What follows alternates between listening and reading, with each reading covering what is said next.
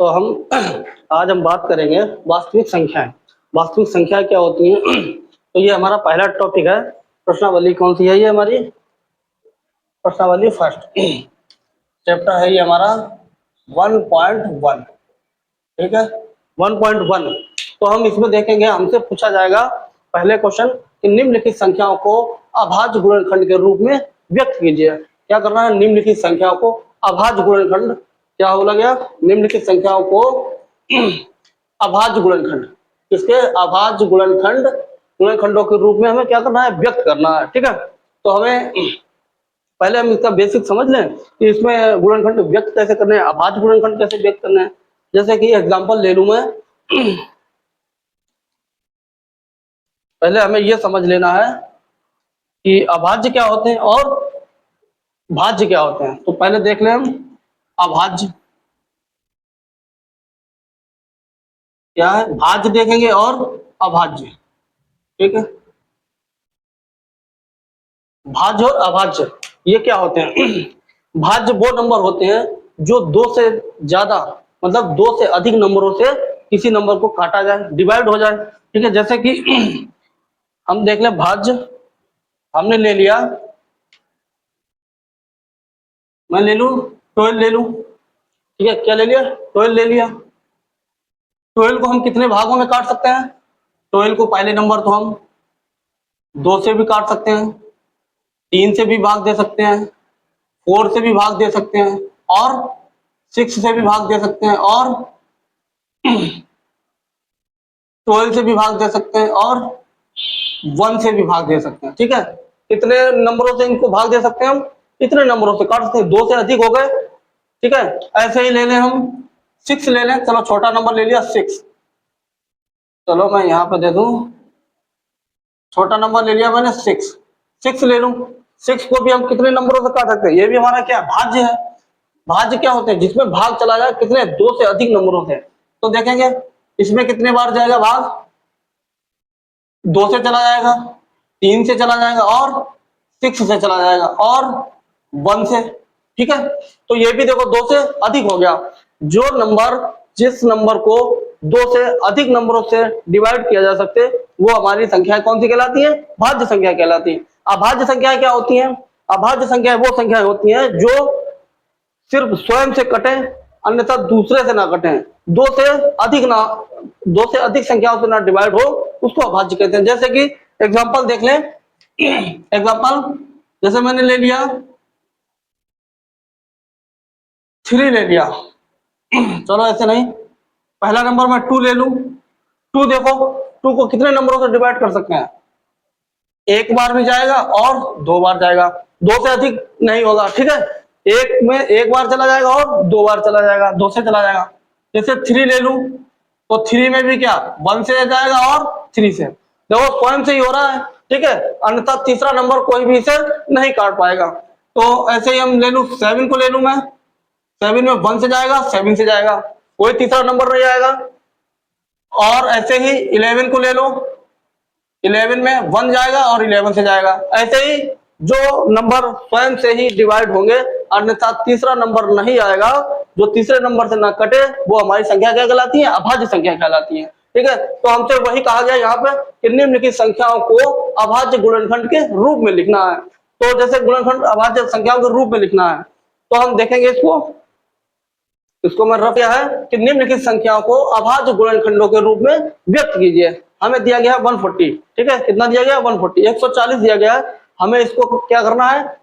अभाज्य गुणनखंडों के रूप में डिवाइड करना है। ठीक है, व्यक्त करना है। तो देखेंगे 140 को ऐसे ही लिख सकते हैं हम 140। ठीक है, इस तरह से कर लेंगे। देखो डिवाइड करेंगे, 2 से काटेंगे, 2 सत्ते 14, 0, फिर से काटेंगे, 2 तिया 6, एक पावर इधर गई, कितना हो जाएगा? 2 पंचे 10। फिर से अब किससे कटेगा ये? अब 5 से कटेगा, तो 5 7 जा होता 35। ठीक है, 7 बार कट गया, 5 सत्ते 35, और अब कटेगा 7 से, 7 एकम 7। तो हमारे ये क्या निकला है? अब हम क्या करेंगे? इनको लिख लेंगे। कैसे लिखेंगे? 140 बराबर 2 गुना 5, 2 गुणे 5 गुणे 7, ठीक है, इस तरह से लिख लिया।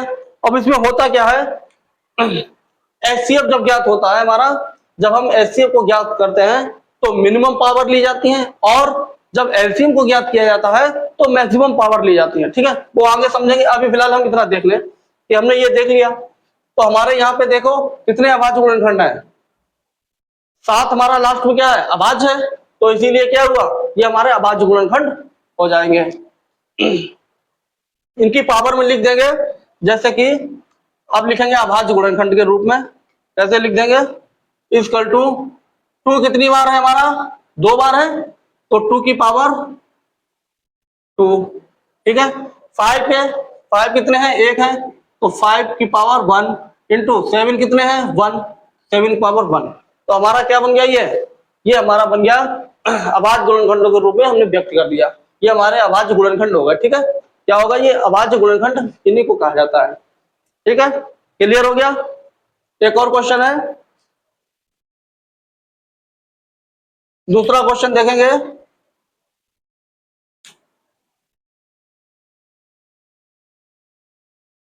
ये हमारा आंसर, ठीक। दूसरा क्वेश्चन, अगला क्वेश्चन है, हमें दिया गया है 156, ठीक है, कितना दिया गया, 156 दिया गया, हमें इसको व्यक्त करना है। तो क्या करेंगे, पहले हम निकाल लेंगे इनके गुणनखंड, 1 5 6 कर लेंगे। तो पहले किससे काटेंगे,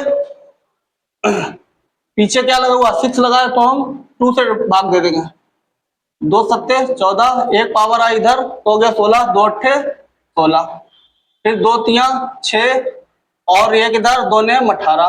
अब 3 एकम 3 और 3 त्रिका 9 और 13 एकम 13, तो हमारा लास्ट में अभाज्य नंबर आ गया क्या, 13, ठीक है। अभाज्य नंबर क्या आ गया, 13 आ गया। तो अब हम इसको किस तरह लिख सकते हैं, इसको हम लिख सकते हैं 156 equal to 2 into 2 into 2 sorry 3 into 13, ठीक है, इस तरह से लिख सकते हैं। अब हम देखेंगे कितने जोड़े किसके बन रहे हैं, 2 के बन रहे हैं 2, तो लिख लेंगे 2 की पावर 2 इंटू 3 कितनी बार है, 1 बार है, तो 3 की पावर 1 इंटू 13 कितना है, 1 है, तो 13 की पावर 1। तो हमारे ये क्या हो गए, अभाज्य गुणनखंड हो गए, ठीक है, ये हमारे अभाज्य गुणनखंड हो गए। क्वेश्चन नंबर 3 देखेंगे, क्वेश्चन नंबर 3,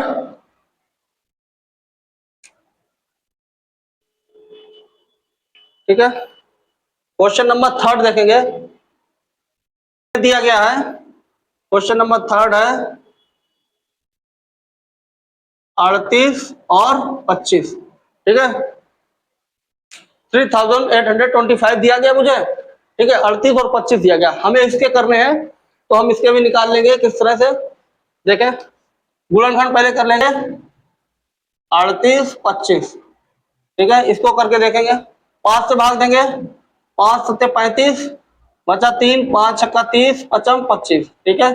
अगला देखेंगे 5 एकम 5, 2 आया 26 हो गया, फिर बनाएंगे पचम 25, 5 5 25, फिर बचा हमारा 1, तो 5 तिया 15, ठीक है, ये बन गया। अब किससे जाएगा भाग, 153 आ गया ना, तो अब किससे जाएगा, अब ये जाएगा 3 पचे 15 और 3 एकम 3, फिर से 3 से जाएगा, 3 एकम 3, 2 बचा 3 सत्ते 21। अब किससे जाएगा, अब चला जाएगा 17 से, 17 एकम 17, हमारा अभाज्य नंबर क्या है 17, 17 क्या हमारा अभाज्य नंबर है, तो हमारा क्या बन गया, हमारे गुणनखंड निकल आए। तो हम इनको लिख लेंगे इक्वल टू 5 गुणे 5 गुणे 3 गुणे 3 गुणे 17, ऐसे लिख लेंगे। अब हम देखेंगे इसके पेयर बनाएंगे, कौन एक जैसा पेयर बना रहा है, 5 हमारे कितने 2 है, तो 5 की पावर 2 लगा देंगे, तो 5 की पावर 2 लिख देंगे इंटू 3 कितने हैं 2 है, तो 3 की पावर 2 लग जाएगी इंटू 17 कितना 1 है, तो ये हमारा हो गया आंसर, ठीक है, ये हमारा हो गया आंसर। ऐसे ही हम देख लेंगे क्वेश्चन नंबर 4 को। क्वेश्चन नंबर 4 है हमारा